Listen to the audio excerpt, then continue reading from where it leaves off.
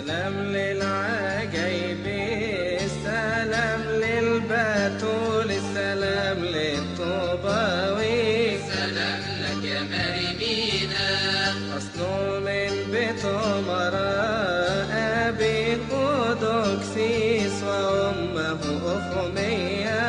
سلام لك يا مريمينا، أمه كانت عاقر وطلبت من البتول فقالت لها آمين. سلام لك يا مريمينا، ولدت أفمية ولد اسمه مينا، صار محبا للإله.